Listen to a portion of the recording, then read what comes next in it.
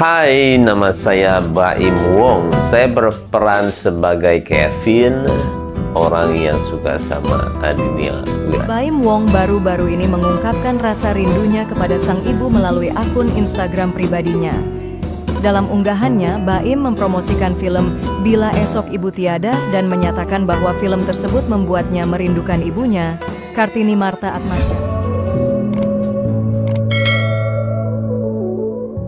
Di tengah proses perceraian Baim dan Paula, tiba-tiba Baim nongol di media sosial promo film terbarunya yaitu Bila Ibu Tiada. Momennya kok pas banget ya. Apakah memang dipas-paskan ataukah Baim memang memiliki sebuah perencanaan saya buka cerai bulan ini sesuai dengan film barunya? Apakah itu kesengajaan ataukah itu memang sesuatu yang tidak terduga dalam hidupnya atau tidak kesengajaan? Ini aja pakai kartu yang ini ya.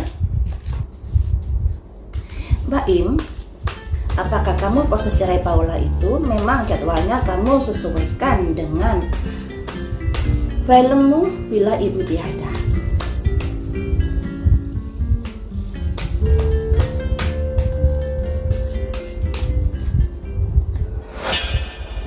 Nurturing, pengasuhan. Jadi yang namanya pengasuhan itu pemeliharaan. Ada kaitannya, ada perencanaan di mana dia buka cerai dengan menyesuaikan jadwal dari filmnya itu dilaunchingkan. Ini ya, ada simbol nurturing. Mengapa begitu? Apakah yang ada dalam pikiranmu agar kamu bisa mendapatkan cuan dari film tersebut secara meledak filmnya?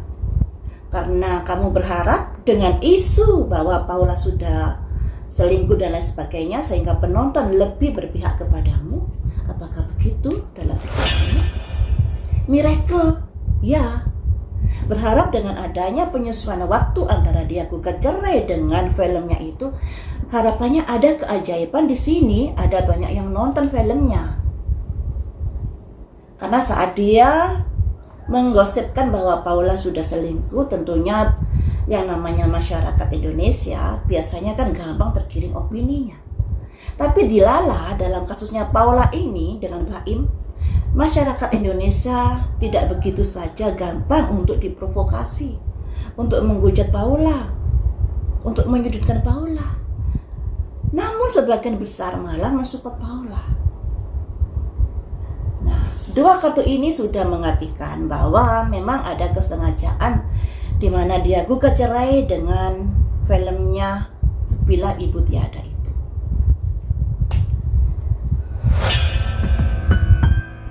Trickery.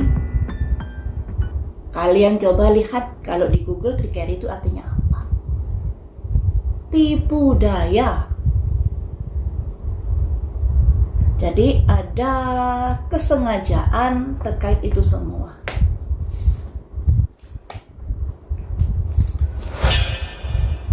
Cuman di sini jangan salah terima dulu.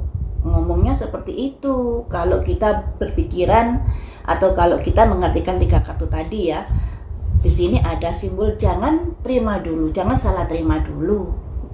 Mengapa begitu? Mengapa begitu?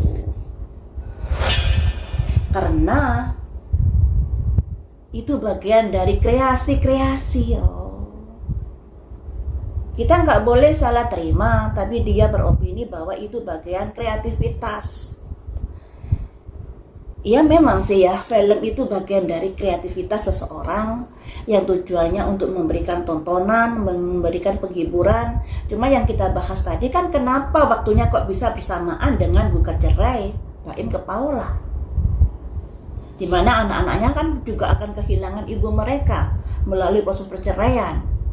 Walaupun dalam prediksi saya nanti ternyata hak asuh anak akan jatuh ke Paula. Semoga saja ini tembus ya. Semoga saja tembus. Karena yang namanya prediksi ini juga yang memprediksi adalah manusia, bukan Tuhan. Jadi kesalahan dalam prediksi itu juga pasti ada. Tapi harapan saya semoga prediksi saya terkait dari hak asuh anak jatuh ke tangan Paula bisa tembus. Destiny. Nah, nasib berkata lain. Jadi dari keenam kartu ini teman-teman, bahwa memang ada kesengajaan jadwal dari proses perceraian Baim dengan filmnya Bila Ibu Tiada itu sudah diatur sedemikian rupa jauh-jauh hari. Diharap ada momen yang bisa berbarengan antara dia di film Bila Ibu Tiada tersebut, sehingga bisa membuat penonton ini bisa menonton filmnya lebih banyak lagi, filmnya lebih bisa meledak dan lain sebagainya.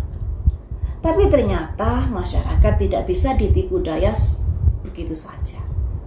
Rencana manusia belum tentu berhasil. Rencana manusia belum tentu sehebat dari rencana Tuhan, ya kan?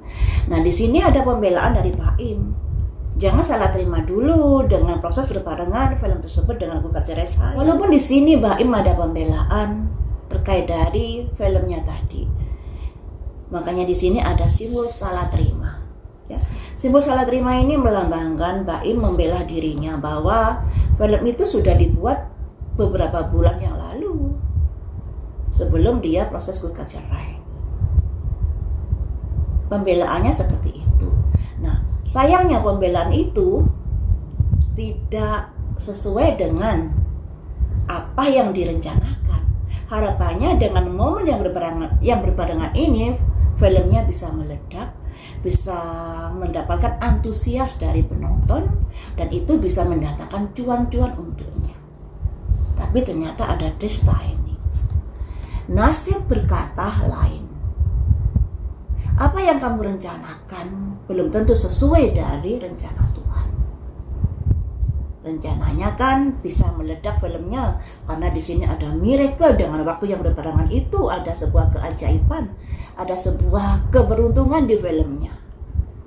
Tapi ya begitu, ternyata semuanya itu tidak sesuai dengan harapan dan perencanaan Baim. Kalau kalian lihat dari prediksi saya beberapa hari yang lalu terkait dari sikap Baim pada Paula yang begitu arogansi, itu akan berimbas kepada karirnya, dan di tahun 2025 nanti Baim akan menghadapi kegagalan beruntun. Yang mungkin kegagalan itu sudah dimulai dari sekarang sampai akhir tahun 25. Kegagalan-kegagalan yang beruntun yang membuat rencana-rencananya tidak sesuai dengan harapannya. Salah satunya di film Bila Ibu Tiada. Juga salah satunya di hak asuh anak ini. Cuman Paula juga harus hati-hati. Seandainya prediksi saya tembus nanti, kamu mendapatkan hak asuh anak, tapi Baim tetap akan berusaha untuk bisa merebut hak asuh anak dengan entah gimana caranya nanti, ya. Harapan saya untuk Baim dengan Paula, anak ini kan menginginkan seorang atau orang tua yang lengkap, ibu dan bapak. Tolonglah untuk meredakan egonya, terutama Baim. Jangan arogansi, jangan lagi melakukan tindakan-tindakan yang kurang bijaksana, karena yang namanya anak ini juga berharap ada sosok orang tua yang lengkap, ibu dan anak. Tolonglah bisa membagi waktu nantinya buat anak-anak. Contohlah dari Sarwenda dengan Ruben, ya, sekalipun bercerai, tapi mereka menunjukkan kekompakan di depan anak-anaknya. Karena yang namanya anak ini sangat membutuhkan kasih sayang kedua orang tuanya.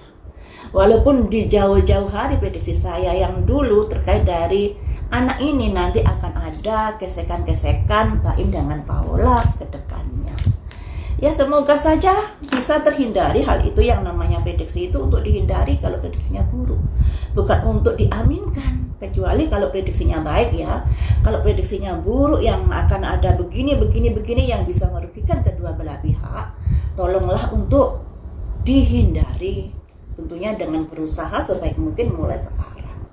Karena yang namanya hidup sebagai orang tua itu kehidupannya sebenarnya untuk anaknya loh, ya. Kalau itu orang tuanya waras, tapi nggak tahu lagi.